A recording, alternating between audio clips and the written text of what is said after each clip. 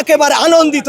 আমাদের সোনাদের ছেলেদের জন্য আমরা আরো দোয়া করি তারা সামনে এগিয়ে যাক। কি পরিমাণ এনজয় সেটা আমি উপভোগ করছি এবং আমি বলতে পারি যে আমি এবং চেষ্টা করব প্রত্যেকটা ম্যাচ আমি মাঠে বসে দেখার। রিশাদ হোসেনরে নিয়ে একটু ভয়ে ছিলাম, লাস্ট ওভারে প্রচুর ভয়ে ছিলাম। ভয় তো পাবোই ভাই, টান টান উত্তেজনা ভাই। সেই দুপুর বেলা থেকে খেলা দেখতেছি ভাই, রমজান মাসে রোজা রেখে ভাই ইফতারি করছি গ্যালারিতে ভাই।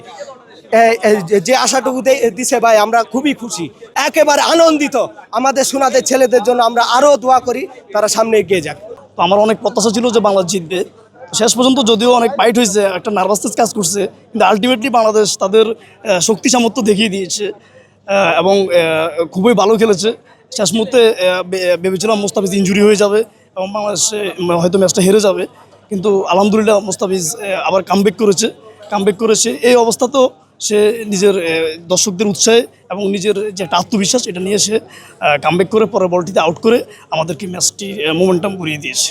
আমি একজন ফুটবল প্রেমী, আমি একজন প্রফেশনালি ফুটবলার।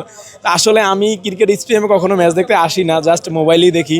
তো আজকে মাঠে এসে কি পরিমাণ এনজয় সেটা আমি উপভোগ করছি এবং আমি বলতে পারি যে আমি এবং চেষ্টা করব প্রত্যেকটা ম্যাচ আমি মাঠে বসে দেখার চেষ্টা করব। অনেক অনেক ভালো, অনেক ভালো। আমি হচ্ছে টিভিতে যখন তাসকিন ভাইকে দেখতাম, মুস্তাফিজুর রহমানকে দেখতাম, তাওহিদ হৃদয়কে দেখতাম, তাদের মুভমেন্ট অন্যরকম দেখতাম। আজকে আমি তাসকিন ভাইকে অনেক টাকাটাকি করছি, আমাকে নট অ্যালাউ বলে দিয়েছে তাসকিন ভাই। আসলে আমি অনেক আনন্দিত মাঠে বসে খেলা দেখে। এটা বলার কোনো ভাষা নাই ভাই। ম্যাচটা জিততে পারছি আলহামদুলিল্লাহ, আল্লাহর কাছে শুকরিয়া। ম্যাচটা আমরা অসাধারণভাবে জিতছি। শেষ দিকে লাস্ট 2-3 ওভারে আপনার অবস্থা কেমন ছিল? সেই আপনার এই যে সত্যি কথা বলতে আমাদের মেয়েদের মিরাজ যে আমাদের অধিনায়ক, তার সিদ্ধান্ত আমার কাছে মনে হয়েছে অনেক ভুল সিদ্ধান্ত।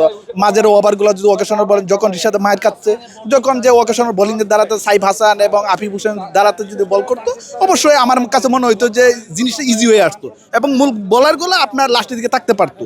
বাট কিন্তু মেয়েদের মিরাজ সেই জিনিসটা ঠিকভাবে ব্যবহার করতে পারে না, এই জন্য আমরা লাস্টের দিকে মুভমেন্টটা একটু আমাদের খারাপ হয়ে চলে গেছে। করেন যে রিশাদ হোসেনরে নিয়ে একটু ভয়ে ছিলাম, লাস্ট ওভারে প্রচুর ভয়ে ছিলাম যে প্রত্যেকটা ওভারও বাজে করছে। লাস্ট ওভার যদি বাজে করতো একবারে নাজেহাল অবস্থা হয়ে যেত।